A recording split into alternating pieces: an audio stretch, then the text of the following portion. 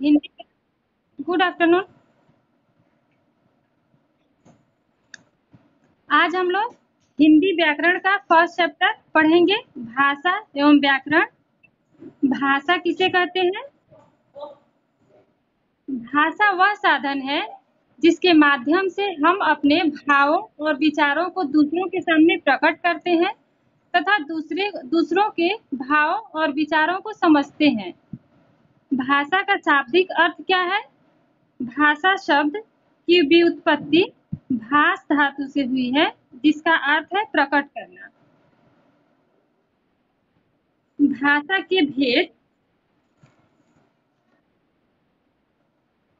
भाषा की परिभाषा यही है कि जब हम अपने मन के भावों और विचारों को दूसरे के सामने प्रकट करते हैं तथा दूसरे के भाव और विचारों को समझते हैं, उस माध्यम को हम भाषा कहते हैं।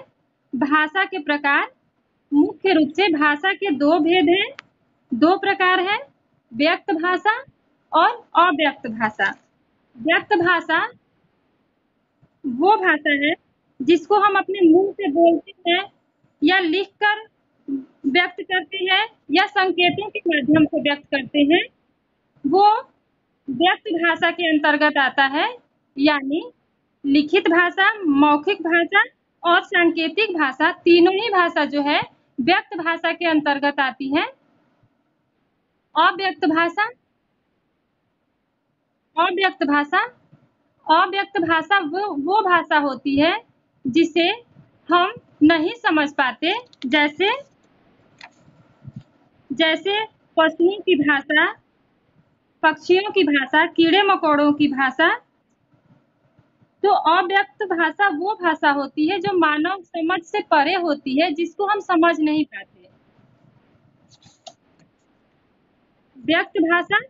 व्यक्त भाषा के तीन भेद होते हैं, मौखिक भाषा, लिखित भाषा और सांकेतिक भाषा। मौखिक भाषा किसे कहते हैं?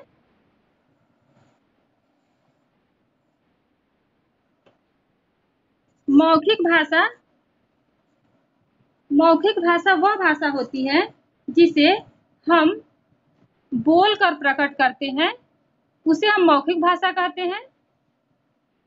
मौखिक भाषा वो भाषा होती है जिसे हम अपने मुख द्वारा बोलकर प्रकट करते हैं तथा सामने वाला सुनकर समझता है, उसे हम मौखिक भाषा कहते हैं। जैसे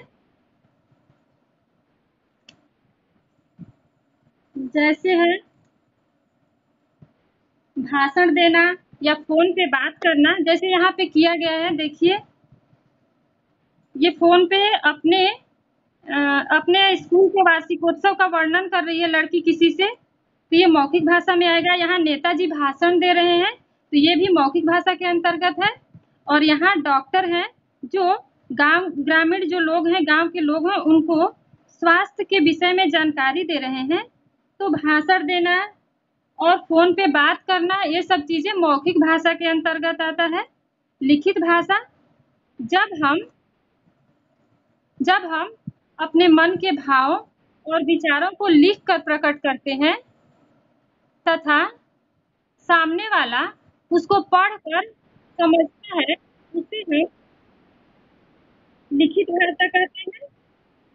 जैसे पत्र लेखन, निबंध लेखन, तो ये सब लिखित भाषा के अंतर्गत आता है। यहाँ पे अध्यापिका जो है बोर्ड पे बच्चों को समझा रही है, तो ये भी लिखित भाषा के अंतर्गत आता है। और ये जो लड़का है वो पत्र लिख रहा है अपने बड़े भाई को, योगेश नाम है इसका, तो ये अपने बड़े भाई को पत्र लिख रहा है। तो पत्र लेखन, निबंध लेखन ये सब क्या है? लिखित भाषा के अंतर्गत आता है। लिखित भाषा के अंतर्गत हम अपने मन के भावों को लिखकर दूसरों के सामने प्रकट करते हैं तथा हमारे मन के भावों को सामने वाला पढ़कर समझता है, उसे हम लिखित भाषा कहते हैं। सांकेतिक भाषा,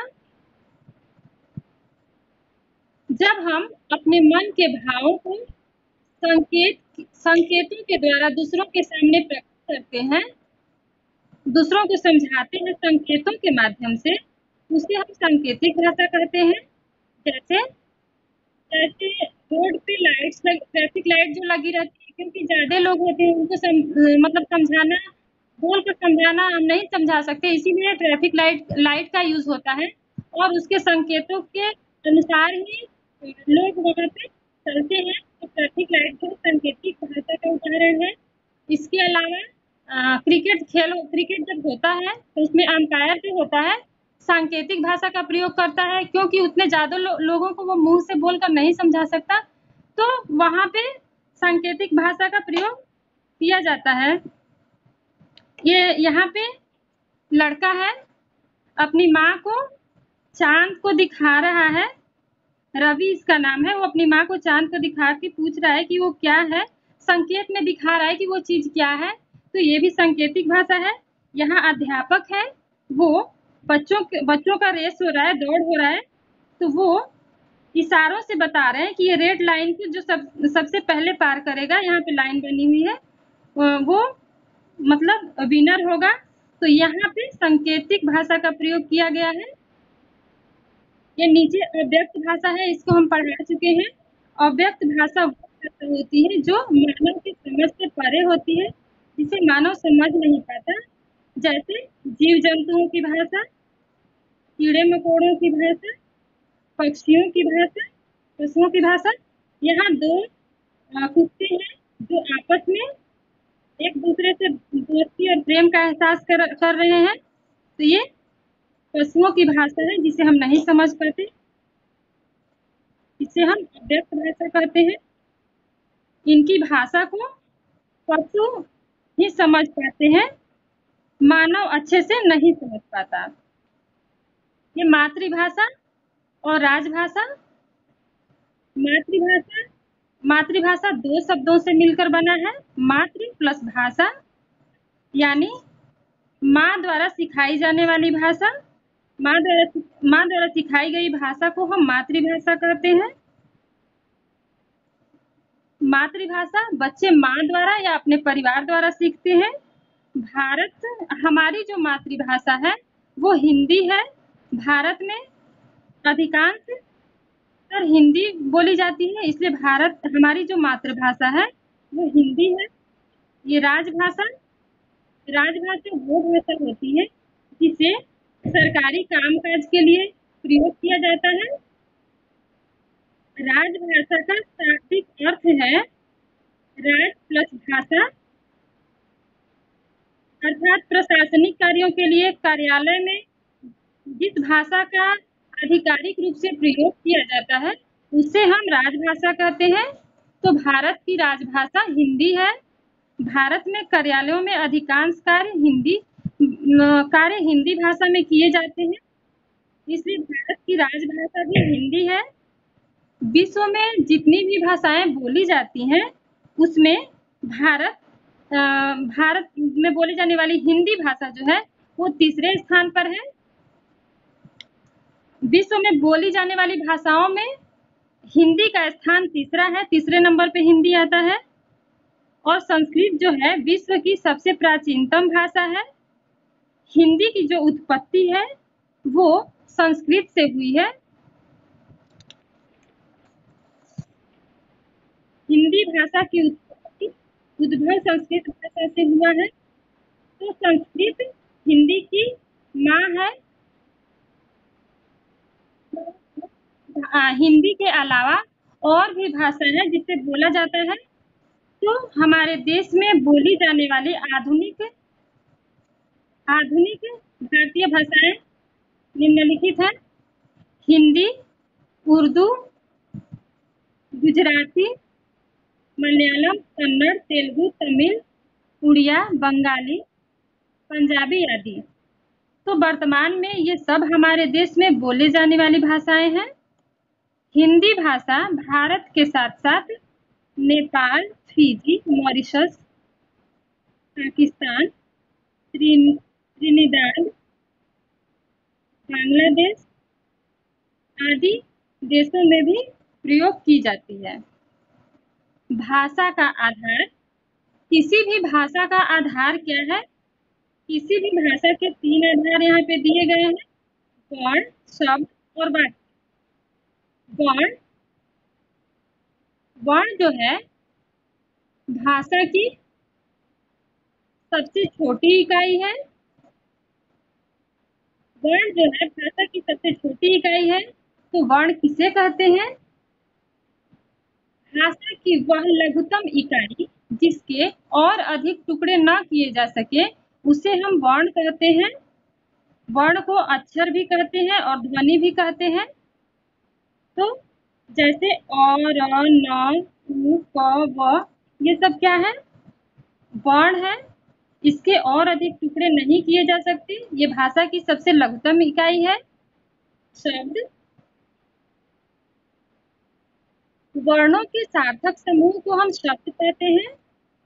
जैसे न या न नयन, भ व न भवन, प व न पवन दिया हुआ है। क म ल कमल, कमल होता है, कमल एक फूल का नाम है। ल क म ये भी वर्णों का समूह है, लेकिन लकम का कोई अर्थ नहीं निकल रहा, इसलिए लकम जो है ये शब्द नहीं कहा जाएगा, क्योंकि शब्द उसे ही हम कहते हैं जो सार्थक समूह है, जिसका कुछ अर्थ निकले। इसलिए लकम जो है वो सार्थक नहीं है, उसे शब्द नहीं कहा जाएगा। कलम को सार्थक कहा जाएगा, कमल को भी सार्थक कहा जाएगा, क्योंकि उसका हमको अर्थ समझ में आ रहा है। क्योंकि कलम से हम लिखते हैं और कमल कमल एक फूल का नाम है जो कि फूलों का राजा है, तो इसका अर्थ हमको समझ में आ जा रहा है। वाक्य शब्दों के सार्थक समूह को हम वाक्य कहते हैं, जिसका कुछ अर्थ निकले।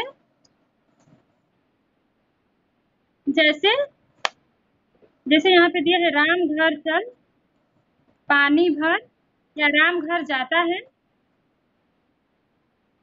इस तरह मोहन स्कूल जाता है। इस तरह ये सार्थक शब्दों का समूह है, तो जिसका हमको अर्थ पता चल रहा है, तो इसे हम वाक्य कहते हैं। व्याकरण तो ये भाषा के आधार है। भाषा के 3 आधार हैं, वर्ण, शब्द और वाक्य। अब हम पढ़ेंगे व्याकरण। व्याकरण किसे कहते हैं? व्याकरण वह शास्त्र है जिसके द्वारा हम शुद्ध शुद्ध लिखना, पढ़ना और बोलना सीखते हैं। व्याकरण के भाग, व्याकरण के भाग हैं वर्ण विभाग, शब्द विभाग और वाक्य विभाग।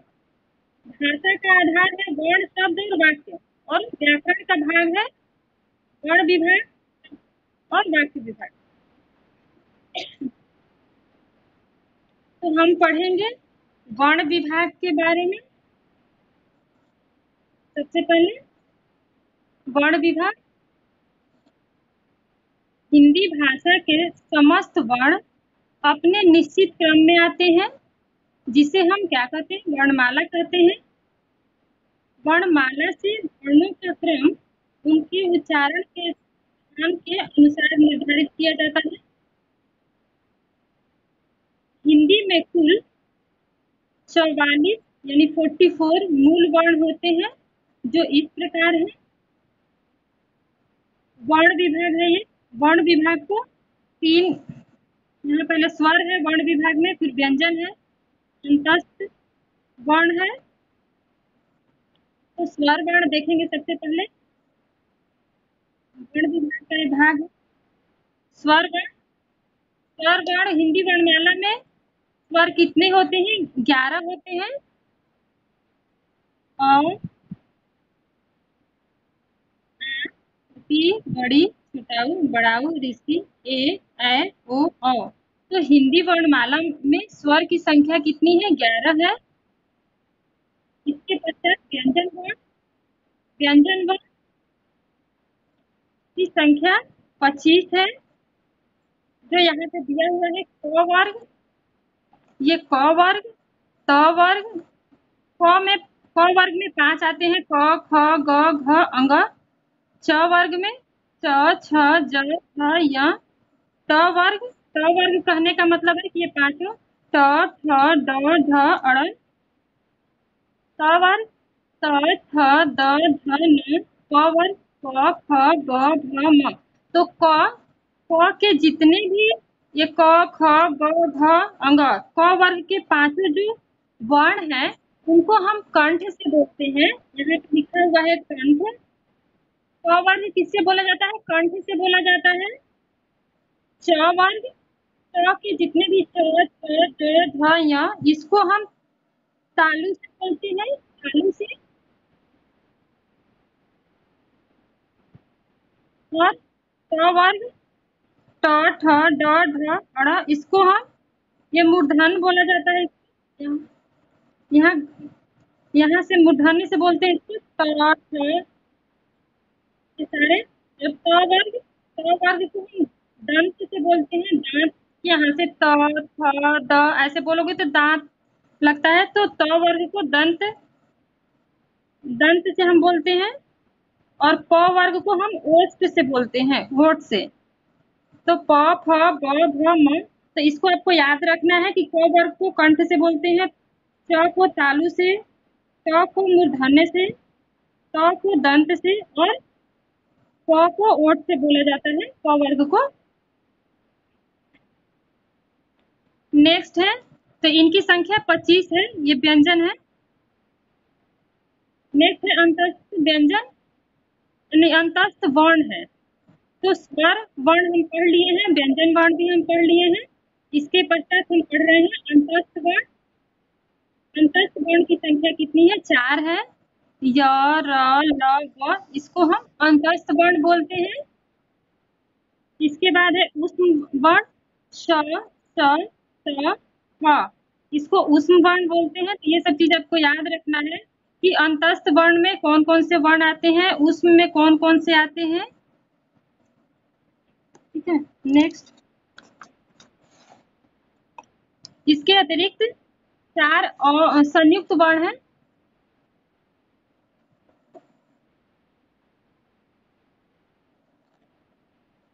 संयुक्त वर्ण भी 4 हैं। तो याद रखना है अंतस्थ वर्ण, ऊष्म वर्ण और संयुक्त वर्ण व्यंजन 4 होते हैं। छ, छ कैसे बना हुआ है? क और क को मिलके, क और छ को मिलके छ बना हुआ है। त्र, त और र को मिलके बना हुआ है ज्ञ। ज और य को मिलके ज्ञ बना हुआ है। श, श और र को मिलके बना हुआ है। इसके अतिरिक्त ये, इसको हम पढ़ा बोलते हैं और इसको ढ बोलते हैं। जैसे पढ़ हम लिखते हैं तो नीचे बिंदी लगा देते हैं, पढ़ना में चढ़, पढ़, तो यहाँ बिंदी लगाते हैं। तो ये अतिरिक्त वर्ण है। ये नुक्ता बोलते हैं, ज, फ, ये 2 नुक्ता है। तो वर्ण विभाग ये हम पढ़ रहे थे। अब इसके बाद ये व्याकरण के भाग थे, वर्ण विभाग। ये शब्द विभाग है। शब्द विभाग के अंतर्गत शब्द के भेद, शब्द की रचना, उत्पत्ति और परिवर्तन आदि से संबंधित नियमों का ज्ञान शब्द विभाग के अंतर्गत कराया जाता है। वाक्य विभाग इसके अंतर्गत, जैसे यहाँ पे घर भर दिया है, पहाड़, तो इसके अंतर्गत शब्द के भेद, रचना, उत्पत्ति आदि का ज्ञान कराया जाता है। और वाक्य विभाग के अंतर्गत हम लोग वाक्य की शब्दों के संयोग से बनने वाले वाक्यों का ज्ञान होता है। इसमें वाक्यों के भेद, रचना, उत्पत्ति, परिवर्तन आदि से संबंधित नियमों का ज्ञान हमें कराया जाता है। राम प्लस मंदिर प्लस चल, राम मंदिर से भगवान के दर्शन कर, ये था। यहाँ पे सार संक्षेप दिया हुआ है। भाषा का शाब्दिक अर्थ क्या है? तो भाषा का शाब्दिक अर्थ पूछा जाएगा तो भाषा शब्द की उत्पत्ति भास धातु से हुई है, जिसका तात्पर्य है प्रकट करना। भाषा के 2 भेद होते हैं, व्यक्त भाषा और अव्यक्त भाषा।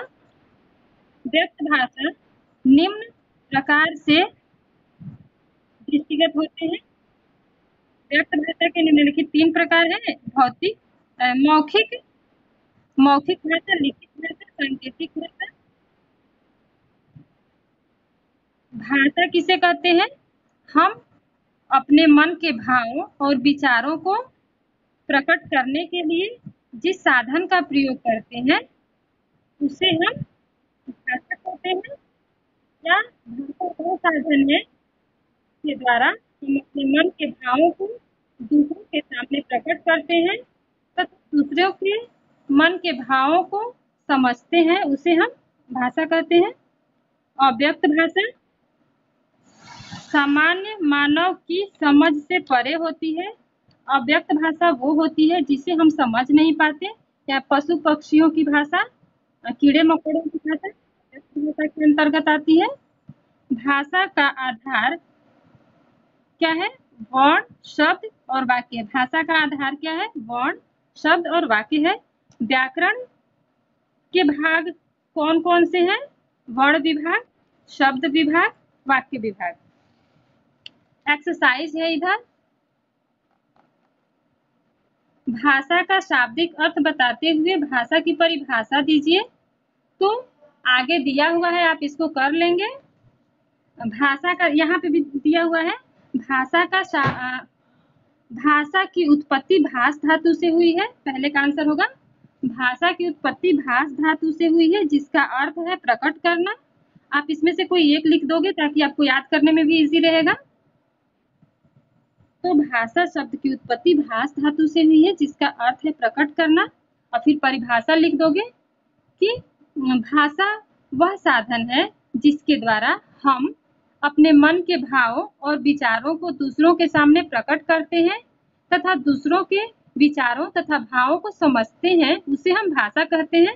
नहीं तो आपके बुक में यहाँ पे भी दिया हुआ है, इसको आप लिख सकते हो। यहाँ पे परिभाषा दिया हुआ है, इसको आप लिख सकते हैं, या फिर आपको अपने से जैसे मैं बताई हूँ वैसे लिख सकते हो तो भी लिख सकते हैं। नेक्स्ट है भाषा के भेद बताइए।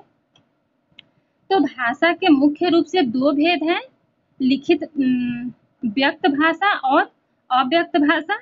तो व्यक्त भाषा के 3 भेद हैं, लिखित, मौखिक और सांकेतिक। तो इसको आप लिख देंगे, इतना पूरा लिख देंगे। लिखित भाषा किसे कहते हैं? लिखित भाषा वह भाषा जिसके माध्यम से हम अपने मन के भावों और विचारों को लिख कर प्रकट करते हैं तथा सामने वाला पढ़कर हमारी बात को समझता है, उसे हम लिखित भाषा कहते हैं। या फिर एक्सरसाइज में आपका दिया होगा, उसमें से आप लिख लेंगे। स्वर, वर्ण, व्यंजन वर्ण तथा अंतस्थ वर्ण कितने होते हैं? तो स्वर वर्ण कितने होते हैं? 11 होते हैं। व्यंजन वर्ण कितने हैं? 25। अंतस्थ वर्ण 4। तो इसे आप लिख लेंगे। व्याकरण को परिभाषित कीजिए। व्याकरण वह विद्या या शास्त्र है, व्याकरण वह शास्त्र है जिसके द्वारा हम शुद्ध लिखना, पढ़ना और बोलना सीखते हैं, उसे हम व्याकरण कहते हैं। पीछे दिया है, आप वहां से भी लिख सकते हैं। उन स्थानों के नाम बताइए या लिखिए जहां हिंदी भाषा का प्रयोग किया जाता है। तो पहले भारत है, पाकिस्तान है, बांग्लादेश है, मॉरिशस है, फिजी है, और आपके पीछे बुक में दिया हुआ है, उसको आप लिख लेंगे। ठीक है, पीछे दिया हुआ है। ये चित्र देखकर बताना है कि कौन सी भाषा है। तो यहाँ बात कर रही है तो ये मौखिक भाषा हो गया। यहाँ भी बात कर रहे हैं, वॉकिंग कर रहे हैं, बात कर रहे हैं, तो ये मौखिक भाषा हो गया। ये लिख रही है तो लिखित भाषा है। ये फोन पे बात कर रहे हैं तो ये भी मौखिक भाषा है। अब भारत की राष्ट्रभाषा क्या है? भारत की राष्ट्रभाषा, हाँ बताइए।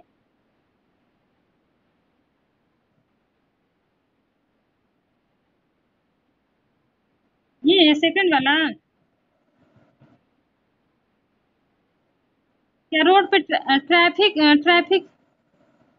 ट्रैफिक लाइट का दिखा रहा है?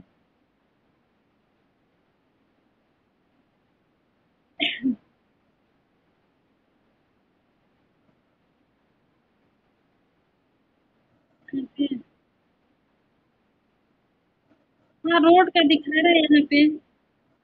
ठीक है, यहाँ पे सेकंड का सांकेतिक भाषा कर लीजिएगा। ठीक है, बात करते हैं।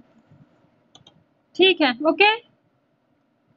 सेकंड का कर लीजिएगा सांकेतिक भाषा।